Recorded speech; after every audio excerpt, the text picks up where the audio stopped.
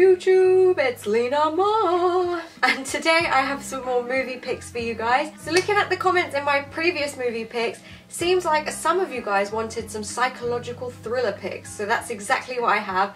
Now this was really hard to do because psychological thrillers, horror, that kind of stuff is my favourite genre.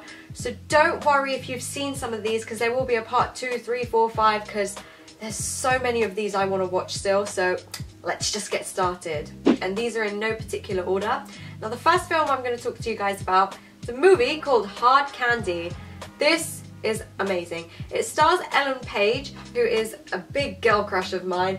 Now I don't want to ruin the story for you, but it is a revenge sort of film. It does have scenes of sexual references and there is some violence in there, so if you're easily offended, don't watch it. It is an 18, but it is a really good watch. The basic gist of the movie, Ellen Page's character Hayley goes to meet someone she's been talking to online through a chat room.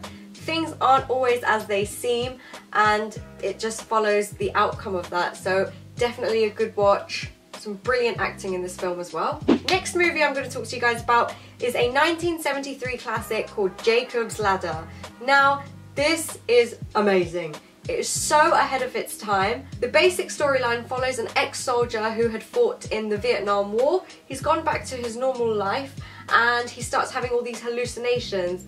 There is an explanation for why he's having these hallucinations and the story slowly unfolds, and it is based on some conspiracy theories, and I don't want to spoil it for you, but it's such a good watch. It's quite a long movie, but I was blown away by it.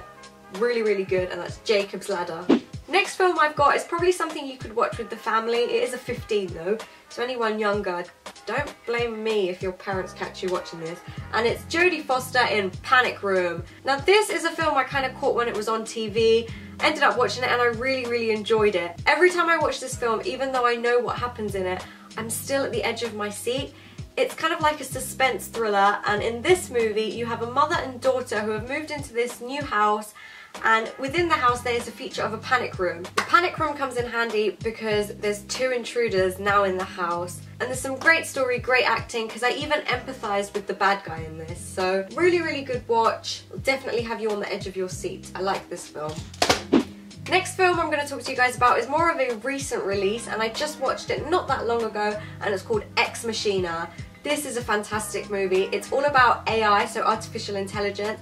And here you have a man that has created an AI, and he wants to do a series of psychological experiments just to see and monitor the behaviour of the AI with another human being, and slowly things take a turn in a different direction. I feel like it's quite different from some AI films because it's not like on a big epic scale. There's only about 3 main characters in it. Really good, gripping watch. Penultimate film here, it's a 90s classic starring Brad Pitt and the hunky Morgan Freeman.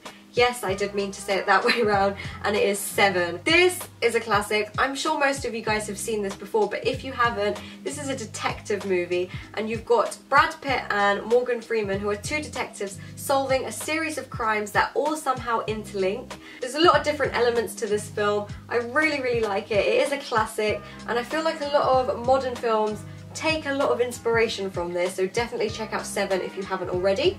So last psychological thriller, so again it's a fairly new release, and it stars Jake Gyllenhaal, and it is The Nightcrawler. Now in this film, Jake Gyllenhaal plays like a news reporter slash videographer kind of guy, and he sells videos that he shot of crime scenes and things like that to the news so they can air it to the public. Now the film shows what lengths Jake Gyllenhaal's character is willing to go through to get that perfect piece of footage.